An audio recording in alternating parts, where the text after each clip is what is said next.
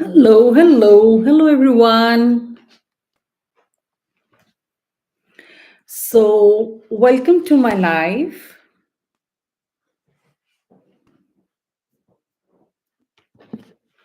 I will wait for a few more seconds.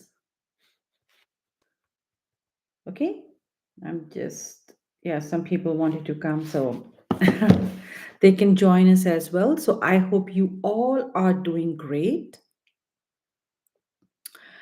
And like in my state, Georgia, as we know, we had some good days of warm weather, but now it's little cold again. So I hope wherever you are all safe and doing much better. Okay. And so today's topic is very interesting one. And as a ICF certified emotional intelligence coach, this was one of the most fascinating topics which I got trained on. It was not only fascinating, but it was an eye opener for me as well.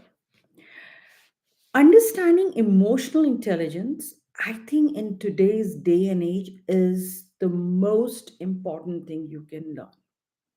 Most important thing. That's just my point of view, but I think it is still very valid. So I'll be taking up all understanding of emotional intelligence, and I'll be making you understand how does this powerful understanding of emotional intelligence is so relevant, and you can easily relate to it in so many ways. So today I will try to explain it to you all. As we all know that, I think Dr. Napoleon Hill said that whatever your mind can conceive and believe, the mind can achieve it, right? But not, that's the part of the mind. Okay, now talk about your emotions. So are you controlling your emotions, or you are being controlled by your emotions? So they're two different things. So what I found was, so many of us in today's daily lives, we have become very robotic, if I can use that word, if I can say that, right? So we are having very difficult time to get more engaged with our own emotions. And tell me if I'm wrong, right? So I will find most of you, you can ask me questions at the end, but I think that is something which is going on with so many people, right? So truly understanding emotions is a game changer. I would see one of the aspects or skills you can have. All right. So with that, just to make you understand how your emotions can work for you, rather you are working and controlled by your emotions, let's get started. So, first of all, let me explain to you what emotions are. Emotions is nothing, is a natural instinctive state of mind driving from one circumstances, and everybody has a unique circumstances, right? So whatever your mind instinctively picking up around your circumstances, that is your natural state. You know how instinctive you are with the circumstances you have. Now, what is intelligence? Whereas intelligence is your ability to acquire is the processing of the knowledge, apply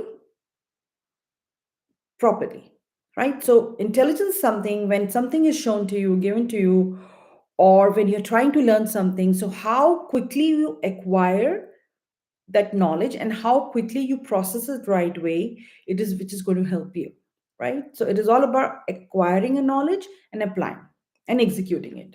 All right, so these are very simple definitions for when we talk about an emotion and when we talk about intelligence. And also, what is, now you will ask me, emotional intelligence? Emotional intelligence is something where it's your ability, if you pay attention to this one, is your ability to basically perceive, control, evaluate your emotions accurately. Now, see the word I'm using accurately because it's very important for you to understand.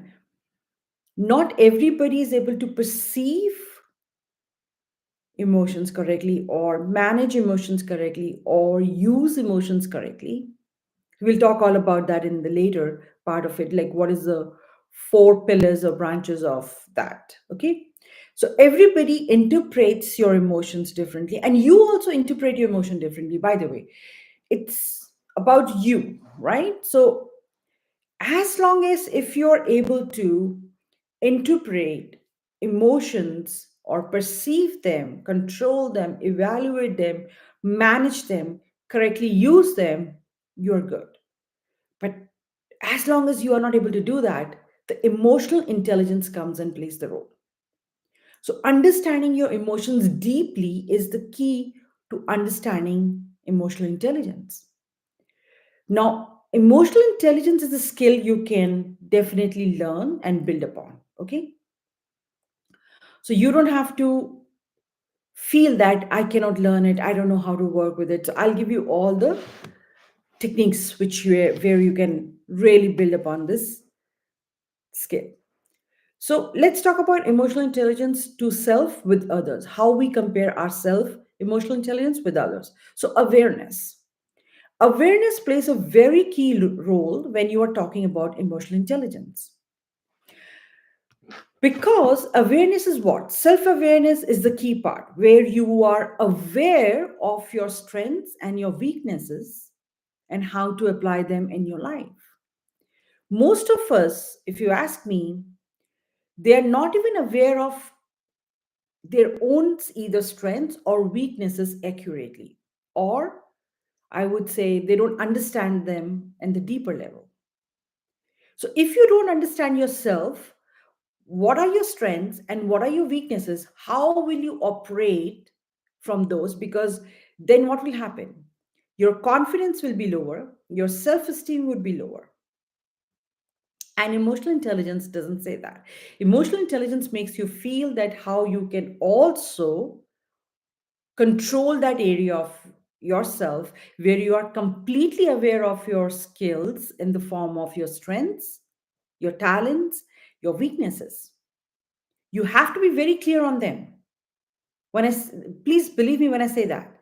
So there is an exercise which I give it to my clients quite often that let's say you're walking on the street and some random stranger comes to you and says, "What are your strengths?" So, do you have to think about it or you know? So, it's a skill you build upon. So, you have to know your three strengths all the time. Okay. So, right now, if you're watching me, write down your three strengths. Don't worry if they're right or wrong.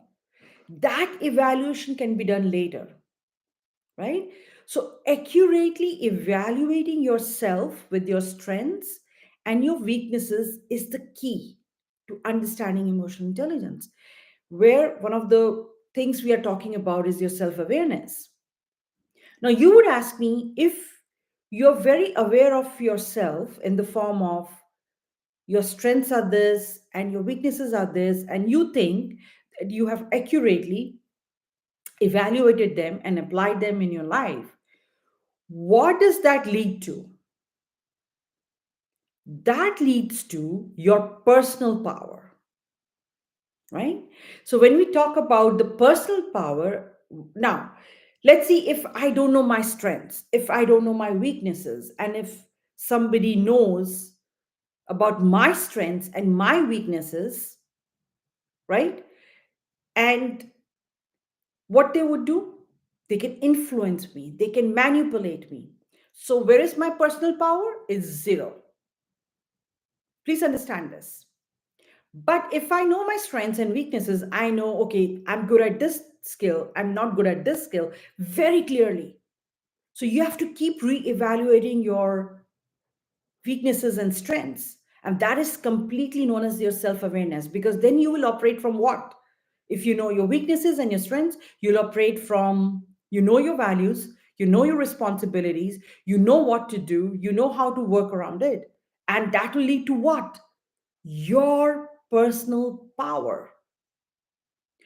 So you might have seen it, some people, either in your life or in your professional life, they have very good personal powers. Now, what does that mean? Personal power is nothing. It is just they know themselves so well. They are self aware of what to do, what not to do, how to perceive a person, how not to perceive a person. Now, their emotions are in their control. So it is their emotions are not controlled by the people around them.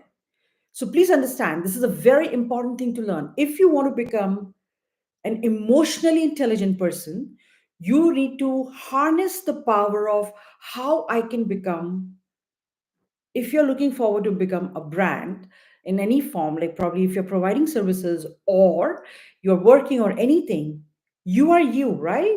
So you have to understand the power of how you can get back your personal power, which is so important these days. And one of the tools which we talk a lot about, I'll be sharing something more, is self awareness. It's as simple as that. Now, the other thing we talk in personal power is self efficacy. You would ask me, what is now self efficacy when you're talking of self awareness in emotional intelligence? So, self efficacy is nothing, is the notion that you will be able to not only understand your values, your strengths, but you are able to engage with other people as well by showing that you are quite efficient in doing things. So, self efficacy is your self assured. Okay. So, something, a simple language, if I can say, I can, I can't. You see the difference? A person who has a self efficacy and is operating from personal power and also is self aware will do what? I can do it. A person who's not indulging more, a person who does not understand how these things work, emotionally they are weak, they are not self aware with what do what. No, I cannot do this. So remember that these things, now you can ask me a question here which is very important, like, do we build upon just one of them or we build upon of all of them? No, you build upon on all of them if you really want to harness the power of becoming emotionally intelligent person, where you know what you're doing, where you have a personal power to not only influence your thought accurately and correctly and executing them, but also you can influence the thoughts of other people. Okay. So I know a lot of people ask me, because sometimes when I do these courses and workshops, people say, oh, do I do just one thing and I'll be good? No. So we give you exercises which I know which would help you. So that's why we talk a lot about all these points, where you understand that emotional understanding of this, literally harnessing the power of emotions and controlling them is so powerful in whatever you do, whether you do want to apply to your life or whether you want to apply to your professional life. Both ways it works. Okay. So what happens, we talk about a sphere of control. What is a sphere of control? It is a very fascinating concept. Now you draw three circles, right? One, two, and three. Just three circles. You put yourself, your name, in the middle circle. All right. That's you. Correct. Now when you want to really develop a personal power and self efficacy, what happens? You want to expand it outside. So the outside sphere is the sphere of the people, of everything, right? The second sphere, which circle you have drawn, okay, that is the sphere of influence. You always want to see yourself literally executing any things you want to do from the center point, giving yourself and how you're influencing people outside. So the third sphere is of everything. You talk to your family, you talk to your friends, you talk to your co-workers, that is all good. But the influence sphere is very important, and I give so many exercises around that, that how you can influence people with harnessing the emotional intelligence power. So in other words, controlling your emotions which would work in your favor, not against you. So your emotions are not your enemies. So I keep saying that in my workshops and in my webinars. Okay. So they are your something you can work with. Now you would ask me here, how can I manage my emotions? So number one is self control. Of course, we don't have so many times we get carried away with the situations, with the circumstances we see in our life. And also, you might have heard somebody's emotionally attached to you. So, when we see all these words like somebody's emotionally attached to you, or you get emotionally attached to some person, basically it literally means that you are giving all range of your emotions to that person and getting attached to it, where probably you have not been able to understand or distinguish between which emotions are yours and which are not. And it is a very, very deep understanding of those emotions there at well, this as well, right? So what happens? Number one is you give somebody the power. Number two is integrity, so you're not able to influence anybody. Number three is your communication becomes quite, I would say, not so effective. All right, your verbal communication. I'm not talking about the non-verbal here. I'm talking about the verbal communications. And then you are not. The next one is you're not able to take initiative in your life because now you see your emotions are all over the place. So I have seen so many of my clients when they come to me, they are not able to interpret or perceive the right way if something has happened in their life. So what happens? Their emotions become out of control, haywire, right? And the last one is your resilience power goes down. So you're not able to recover from it. Something like simple, oh, the person didn't call me. Have you seen those scenarios in your life when we say, oh, I'm waiting for a phone call, the person is not calling me, and for any reasons they are not able to call you? What happens? Your emotional state goes down and you start to then what? Get into the, because now you have shut off all your understanding of emotions. So what happens? You have shut off that valve, and what is going on with you? Thinking negative, negative, and negative. So, and getting into the pattern of what? Overthinking. So you let your emotions go out of your hand. Now, same situation. If let's say somebody has not called you, what could be the other scenario? Probably they're busy. Probably something important came up. So if you start to think like that, you shift your emotions differently, your state of mind doesn't get influenced by the emotions which was created of was of fear and was thinking, oh my god, why they're not calling me, something has gone wrong, and they are probably not going to talk to me anymore, of so many things. That's overthinking part. So you let your emotions go out of your hand there. But the same situation can be turned around. Now, that's why I say I'll talk about it like the four model which I talk about. It's like how you perceive the knowledge, process it, and how your emotions come out of it is so important to learn in lives. I think everybody should learn it, right? So people just do it differently. So then your what becomes, your achievement drive becomes lower when you're not able to see the situations in the right accurate manner. Your stress becomes higher, as I said, and the realistic optimism. So I talk a lot about this in my course and webinars.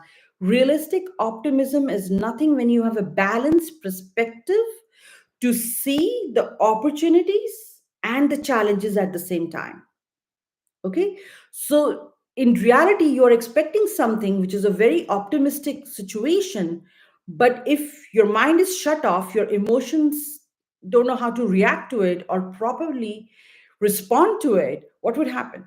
Your perspective, your mindset will not be able to see both sides of the coin, which is opportunities and the challenges. So a lot of us, we need to develop something called as realistic optimism, because if you cannot deal with the realistic optimism in your life, you will end up being losing a lot of opportunities. Okay, so these all different branches or these all different key points which I'm trying to tell you all in emotional intelligence, they all play a vital role. All right. So that's how you can build upon your emotional intelligence. All right. And maintaining realistic optimism and maintaining a positive outlook to any challenge in your life is to key to move forward. So resilience is what? Resilience is when you say, all right, this challenge has happened to me, but I'll get back. Resilience is that. But realistic optimism is, even if you see a challenge, all right, you need to see a solution on an opportunity along with it.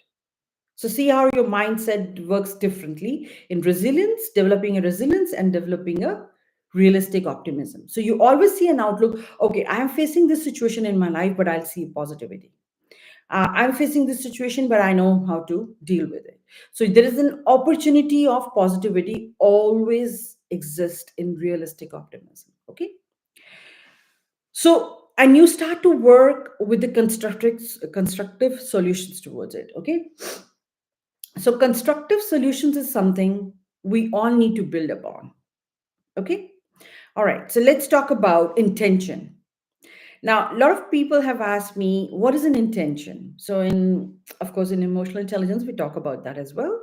Intention is something which is your state of mind to achieve something, right? So, it's simple.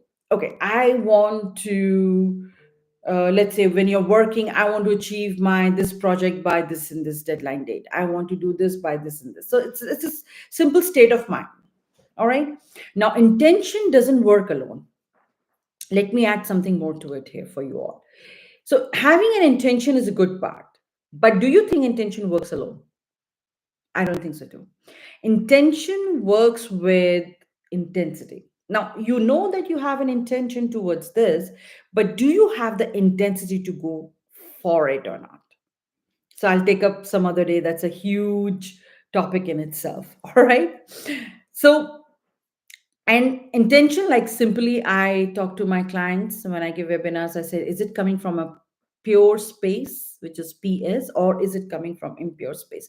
It's a very important thing to understand because the intention could go both ways, like from a very pure intention that I want to achieve this thing, this is my state of mind, and intention could be a negative in nature, right? So you're not having the right thoughts around it to achieve something in your life. Okay. There could be some negativity attached to it. So intention is also very important. Now let's talk about the four pillars which I was trying to tell you all, and you will be surprised that how these things work, right? So in emotional intelligence model, I talk about these four things. Like first is perceiving emotions. Second one is understanding emotions. Now see how different they are from each other. You're going to get, you'll be blown away when I explain you one by one all this. Third is managing emotions. Fourth is using emotions, right? So you would say, wow, so much of talking about emotions, but they're just emotions. Can you imagine? All right, so let's take one by one. So, what is perceiving emotions? Perceiving emotions, like I was explaining to you earlier, it is very important for you to perceive emotion accurately. And in that, there could be signs of non-verbal communication. There could be a sign of body language. Now, let me give you an example over here. Now, two people who are in a relationship, and one person says, uh, though they're saying that they still like you, but the non-verbal communication is that they're looking the other side there, and the body language is they're looking the other side, and the intensity and the tonality of their words does not hold what they're trying to put across to you. So in this situation it's a denial, right? So you don't want to see the truth about it. You Most of the relationships I work with my clients, so sometimes when somebody is telling them what the reality is, but they look away, they look the other side, and they're in denial, so they are not able to perceive their emotions correctly. They are not understanding what is the non-verbal communication. They are not understanding their body languages. So what happens? So you get kind of feeling low about it because you want to deny. So you're not perceiving the emotions of other person directly or to you. Okay. Next one is understanding. Now let's say I'll give you an example. If somebody is very angry with you, okay, really angry, they don't want to speak to you. So two things you have to develop here if you really want to talk from the emotional intelligence point of view. Okay, so it's purely from emotional intelligence. Number one, what is the cause of their anger? Okay, so you just need to understand what is the cause. And the second one is, what does it mean to you? Now, I'll give an example. Somebody is angry with third, fourth person. Okay, the only way they know to how to express their emotion is through talking to everybody the same way. So let's see, I'm angry with C and D person. Okay. So I'm angry. I'm super angry. I don't like them. I don't want to see their face, what they did to me, so on and so forth. So I'm angry with them, with C and D person. But we're all in a group, like A, B, and C and D person are standing. Okay. So my anger, since I don't know how to control it the correct way, and express it the correct way to the people who have caused it. So I was able to express it to the whole group, my anger, right? But do you or do I or B, who is not even a part of this whole anger issue, how do they perceive the emotion? So it's very important. You have to understand anger. What does it mean to you? So, have you seen some people talking like this? Oh, that person was angry with me. You know, how can they be? And the person standing next to them also develop the same notion about it. Yeah, they are kind of like that. They always do that. They get angry easily. That's not understanding of emotions. So if the one person who's telling you that A is angry with them, this person standing next to you is C, it should not bother him. It's okay. He's angry with you. I'm not playing any role here. So that's the right way to understand an emotion. And then you should not also have an input, by the way. So you should not be a part of that conversation. You should not have any inputs because it's not bothering you. So when people, a lot of my clients, they face this angry situations, I always ask them, is it for you or is it for someone else? They say, no, I don't think he or she meant it for me. I think it was directed towards another person, but I also felt, why did they speak to me this way and the things of that nature? But why are you becoming the part of that? I hope you understand. These are emotions, right? So, in understanding of emotions, these are the two key things you should. What does it mean for me? Why am I a part of it? Okay. And if you want to relate to that person that why you have been angry, you can always do it later. That, okay, stop this. I didn't like it personally. You can always do that, right? Excuse me. Right? So don't participate in something which are not your emotions. So understanding emotions of yours and the other people is so important. Next is managing your emotions. Now you'd ask me, how can we manage our emotions? So 2 hours. I talk about 2 hours, which are very important in emotional intelligence as well. The 2 hours is nothing is basically regulations. Again, I was talking about that valve, shut off and shut on. Simple valve regulation. Like the we all have, like in cooking ranges, anyway, we have regulators, like we can switch it on, and we can switch it off. It's as simple as that. And the second one is response. So you have to work on your 2 hours, basically just understanding how to respond to a situation. And if it does not mean to you directly, like I was explaining to you in the understanding, Shut off. You don't need to just do anything about it. Make sense? So 2 hours. You always work with 2 hours. All right. So ask yourself these questions. What is the cause? What is happening? And what does it mean to me?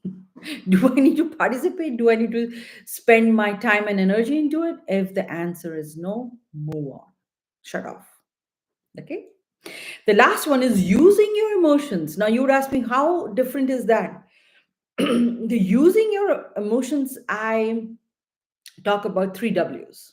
Okay. So what are those? So three W's are, number one is what we pay attention to is very important, right? Number two is what we ignore. That is also equally important. And the last W is what we pay attention to emotionally. Now, see, there's two different W's. First is what we pay attention to. Understood? What we ignore is simple, what you choose to ignore in your life. And the last one is what you pay attention emotionally to. Let me explain it to you. Now, what happens? Let's say you like a house, okay? It's a very beautiful house, and you went there, and the people said, let's say it's for $1 million. Okay, you liked that house, it was beautiful, but the second W is you ignored the price point. So probably it is little higher from your budget. Okay, it is $1 million, and but you are in, like, you were all floored to see that house. That was your dream house, probably. Now the third one's emotional response was what? You totally became emotionally attached to that house, a $1 million house, and your budget was, let's say, $700,000. So this is what happens when you're not using your emotions correctly. So what you should have done, I can give you an example. It's a $1 million house. Your budget is 750 or 700, sorry, $700,000. Try to negotiate in certain ways where the price can come down and it should be able to match your realistic point, price point, right? But what we do when we get emotionally charged, we get emotionally attached, and we are not using our emotions correctly, we end up buying something which is not for us, which is out of our budget, but still we do it. That is known as impulsive buying. So you are not using your emotions accurately. So you might have noticed something that I'm using this word accurately a lot, which probably in my courses and digital courses I talk a lot, because accurately has its own implications in the form of emotions, right? When we are talking about emotional intelligence, and you have to be able to understand your emotions more accurately rather than just letting them go by. Oh, I feel happy. There are only seven emotions. I feel sad. I feel joyful and all that. No. Emotions go or run way deep in our mind than we can think of. So, emotional intelligence is that branch of psychology, which is, in my opinion, one of the most fascinating ones. The more you learn, the more you understand, wow, why this was happening to me, or why this was happening to other people, and how was I responding this way, or how was I not responding this way, things of that nature. You become so much self aware of yourself. Again, what you build, your personal powers. And what is your personal power? I can say to influence anyone correct way, not manipulation. Okay.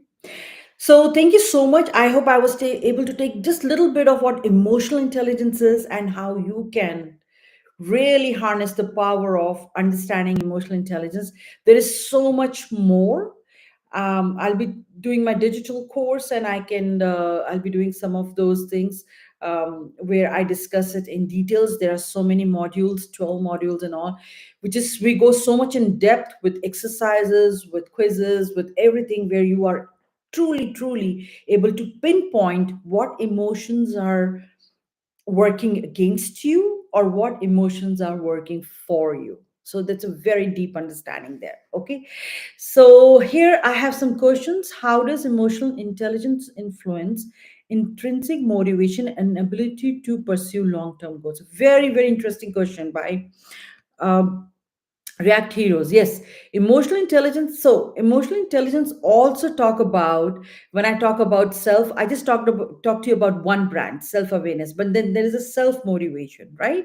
In self motivation, under emotional intelligence, we also talk about intrinsic motivation, which is so important, which is where you are driven yourself. You don't need an external validation, and that only you can do when you understand that what your goals are. The setting of goals becomes very important. No comparison to other people becomes very important. Taking initiative action becomes very important. So that is totally a different understanding of emotional motivation, right? So you don't need anybody from outside to tell you do this way or not do this way, but you are so self driven or self motivated, which is intrinsic motivation.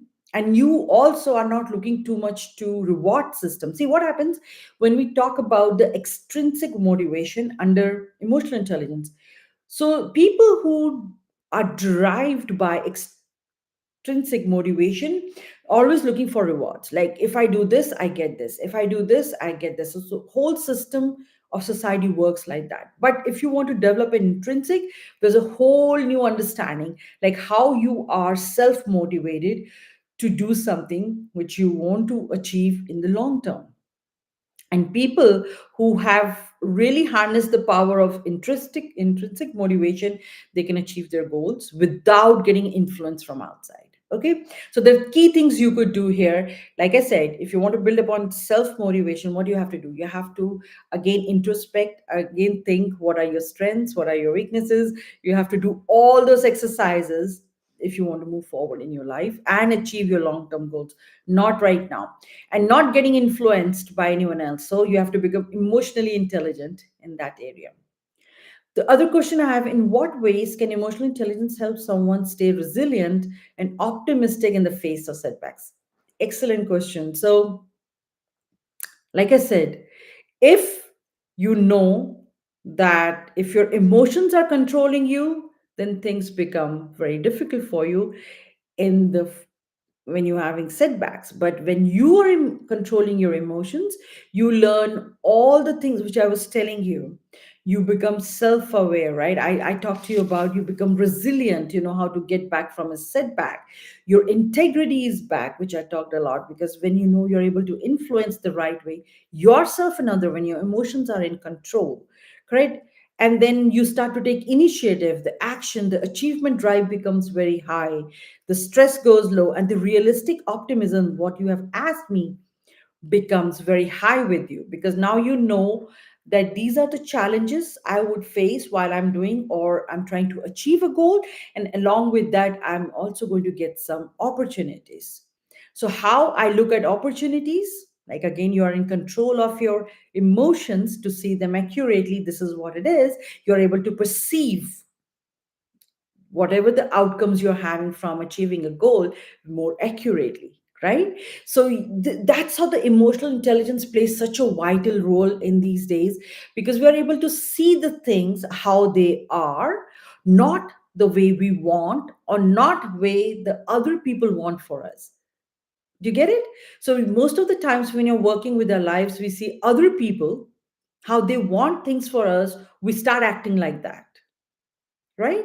But that's not how the emotional intelligent person works. They exactly know who they truly are. They are self aware, self motivated, and also they're self regulated, which I will talk a lot about in my webinars and courses. And all these things comprised becomes what? You become very emotionally intelligent and you know how to deal with the setbacks correctly, the adversities correctly, and not relying on other people or the influence of other people. All right. So thank you for such intelligent questions. They were really good ones. So, any other questions from me regarding emotional intelligence?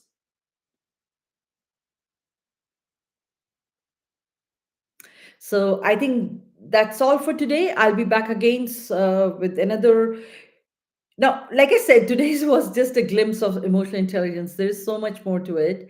And to really, if you want to understand, send out a text to me or comment to me, and I'll show you how you can join that course and you get more understanding of how you can become emotionally intelligent. Okay.